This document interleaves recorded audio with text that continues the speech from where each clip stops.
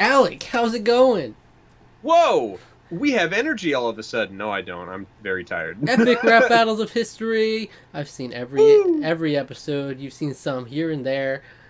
More Yeah. to come as well. You might have seen this one. I would be surprised if you didn't. Oh, And okay. Oh, all right. there's a couple episodes left of the first season. It'll be Okay. great.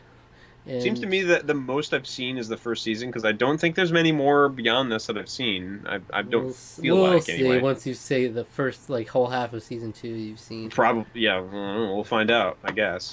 But we should note that he Alec has studied history. He knows any historical figure that'll come his way. He's got all the knowledge needed. Something like that. Ever hear of Plato, Aristotle, Socrates? Socrates, yeah. Morons. What is that from? The Princess Bride. Oh, haven't seen that movie. Before we get any further down that tangent of Damn. shock, let's go into the let's figure what are we seeing today? All right, today we have Columbus versus Captain Kirk. Surprisingly, I don't know if I've seen this one. It Oh, doesn't sound familiar to me at all. But this sounds amazing. Star Trek fan. Yeah, big old Star Trek fan, man. Okay, So Chris Columbus, the director. No, it's Christopher Columbus, the explorer. whom I love. And Big Columbus fan. yeah, big time Columbo fan. Uh, So glad Columbus Day exists. yeah. I'm glad. I'm not gonna say that. I had a joke in mind. That is not right. I'm not gonna say that. So Columbus was an explorer, Portuguese, I believe. He or Italian. I always get confused because like there's people that always said he was like Spanish, even though he's not Spanish. He was working for the Portuguese government, but I don't remember if he was actually Italian. I don't know what's going on. It's very tired. It's very late, and I'm tired. It's very tired. It's very tired. So yeah, he was the person, one of the. He wasn't the. You didn't discover the American continent. And he was originally trying to find a new route to reach India, and was unsuccessful, but was able to form new trade opportunities with all of the goods that were in this lush world that had been mostly unplumbed, unsettled, other than the people that already lived there. That contact was incredibly important in the history of social society as we know it, sociology. Two worlds meeting, more or less, having vast amounts of contact and trade with each other, a lot of Hmm. violence, Yeah. a lot of a lot of exchange of diseases, Mm. smallpox from this from from Europe, and syphilis from the New World, both intermingle and wreak havoc on each other. So yeah, it's very important. I'm not gonna say I'm like super pro Columbus Day, but I'm also not anti Columbus Day, Hmm. Hmm. because I think it's if anything, people try to like make it that like that's like if we had a Hitler Day, and it's like no, it's not. Like stop pretending that it has anything to do with Yeah, that. you have to adjust for inflation in Yeah, the years. yeah, So, and and I honestly it doesn't really make that oh yeah, big I a mean deal he's to not me. a great guy. It's He's just not he's weird. not a It's just great weird to have person. a day about a guy who's not that great. You know. It's he but he's an important figure in history, Yeah. and it is kind of it is a little weird to now that we Yeah. I Celebrate mean the him. thing is like we even knew like when there was a Columbus Day, everyone knew that he was kind of not a great person. I mean all the horrible things that happened as a result. Not that like um anyone celebrates Columbus on this day on these days. It's just like an excuse to not have school and stuff. Like, so I guess it's kind of like, yeah, he's not really that great. Just get off yeah, school and jerk around a bit. pretty much. Yeah, so yeah, Christopher Columbus is a very important historical figure for that reason. He made several voyages personally to the New World. So yeah. Um, Meanwhile, Captain Kirk, captain of the Starship Enterprise. Whom I know like the least amount about. Like, His 5-year mission to explore strange new worlds, seek out new life and new civilizations, and to boldly go where no man has gone before. Yeah. And Captain Kirk led the Starship Enterprise, played by William Shatner. Fun, campy 60s entertainment, the original Star Trek. They went on in the 70s and 80s to be in a series of films based on the television series, most of which are really good, a couple of which are not so good. I would actually only say really one of them isn't really that good. I like basically all the original Star Trek films, other than The Final Frontier, which is it's not a very good movie. We'll just put it that way. But I like basically all the other ones. Well, we'll put it this way. The Final Frontier, Star Trek V, was directed by William Shatner, who is well known far and wide for his ego. Yeah. It is quite on display in that film, let me tell you. All that aside, James Tiberius Kirk, very known television and film figure. Yeah. So you're rooting for Captain Kirk. I mean, clearly. I'll root for Captain Kirk as well. I was gonna be like, I'll play the bad guy. I'll root for Chris Columbus. I'll root for him any day of the week. Oh yeah. Mondays. I'm a big Christopher Columbus fan. I'm a stan. I stand. Where the Columbus stands at. Yeah, he's just misunderstood. Columbus Stan has entered the chat. All right, let's watch this. All right, let's see how watch this it. goes. Space. Final Frontier. Earth, the Final Frontier.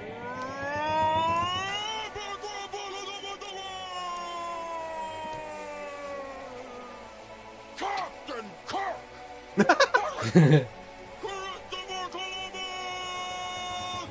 Arrivederci, I'm gonna leave before this battle begins! Cause we both know in the end which of these captains gonna win! I'll show you how a real explorer handles a situation. I'll beat you so bad they'll feel it in the next generation. So bring it on, I'll rip you like a Klingon. My rhymes will burrow in your ears like the wrath of Khan. I've got a neck chopper stock, I'll put my sword through Sulu. Check into a Priceline hotel, watch your fat ass on Hulu. I'm the enterprising Captain James Tiberius Kirk, representing Riverside, Iowa, planet Earth. I hear you call yourself an explorer, but I'm just not having it. You discovered a new world that was already inhabited. Why don't you boldly go someplace you've never gone before, like India? Or any destination you've actually set sail for. You spaghetti-eating fuck! How's your spice rack doing? I'll be chilling in my spaceship. Have fun canoeing. You know, rapping against you, it's not even a fun. It's like somebody setting your brains on stun. I am the fabric of history. You are a fictional stain. I'll stick a flag up your ass and declaim you for Spain. Mr. Spock, beam me back to 1492 so I can beat this man like it's my job. We'll see how Isabella likes my captain's law. It's Kobayashi for you. There's no way you could win when your weak crew sees me approaching. They'll be like, damn it, it's Jim. I'll double fist punch you, flame-making bitch. Now, take your genocidal ass off of my bread. Whoa! Who's there?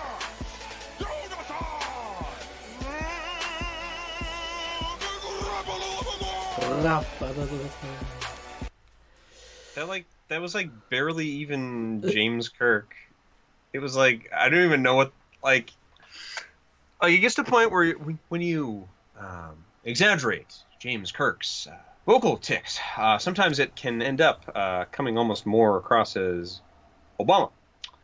If you certainly do it a certain way, you can start to come across as our last president. It was like a weird blend between both of them. I don't know. It was like so comically overdone that it barely even resembled him anymore.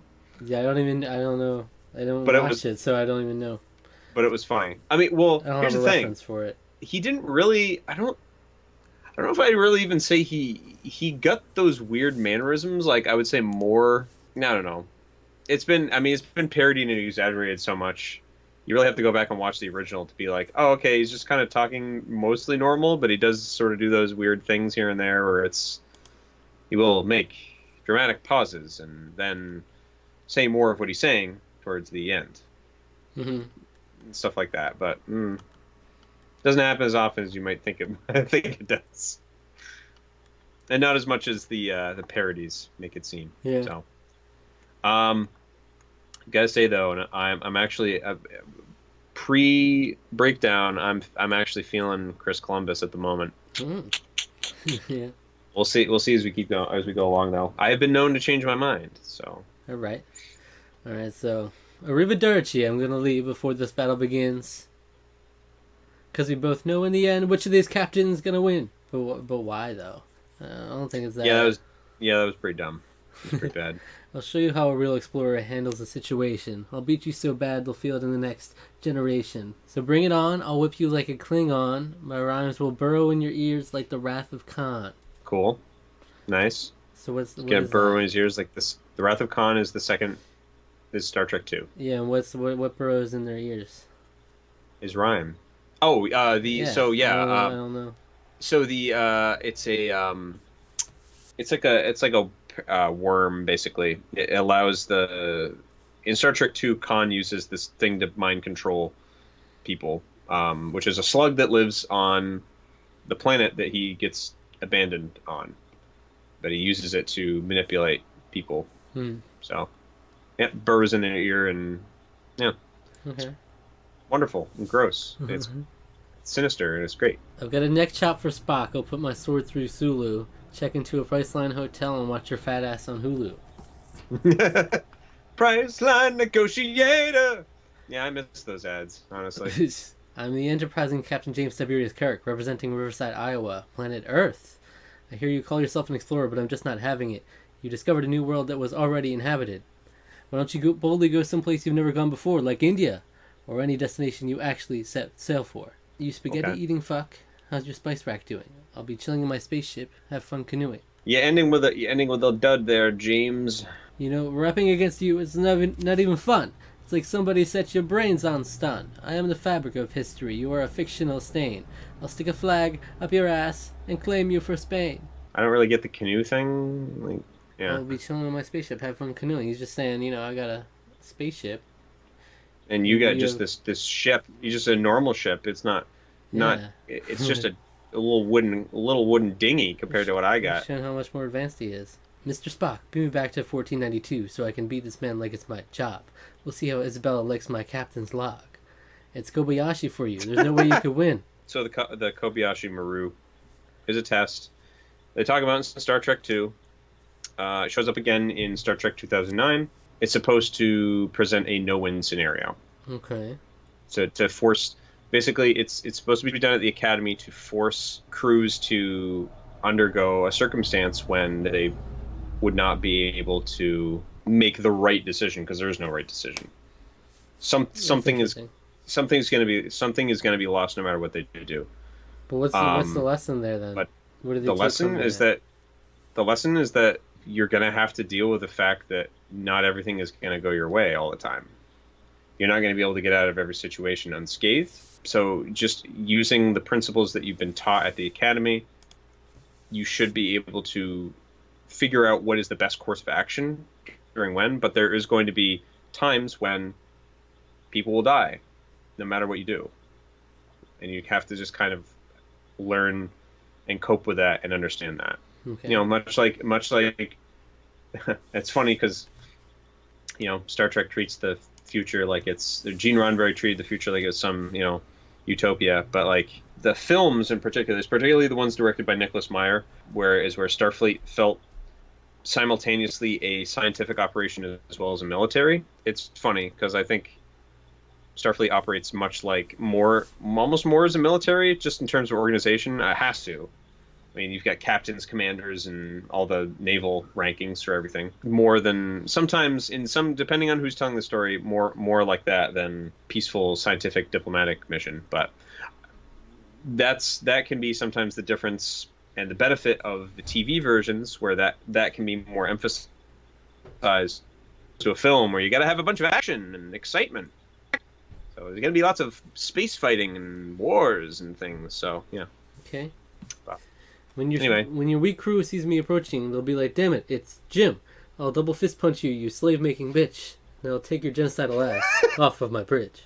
I do like that. That's very fun. Yeah. I like that. I like that whole sequence. I'd probably lean towards Captain Kirk. Yeah, now that we've gone back through it, I think I will too. It almost is like blink and then it's done. I don't know this. I mean, they're all the same length, but this one feels like it just goes by so fast. Yeah, I don't know. As again, kind of a lack of material, basic stuff. I do like the little See, to me, there's more Star Trek references than there is like anything that great about Christopher. Like Christopher Columbus is just like, hey, he's Italian or Sicilian or something. He's Italian and he genocide and yeah, all that, you know. I don't know. Yeah. There's only so much you can do with that. I think they're both captains. That's why I guess where they're matched that's why they're up. together. Okay, so Captain Kirk. They're both explorers, famed explorers. One fictional, one real. Captain Kirk wins then. He does. The fiction wins by history. Yeah. So next week we'll watch the season 1 finale, which will be It's crazy we've gotten this far. exciting times. Then we can look back on the season as a whole, and then we'll move forward, and it'll be great. Thank you. That'll be good. Thanks for watching. That's it.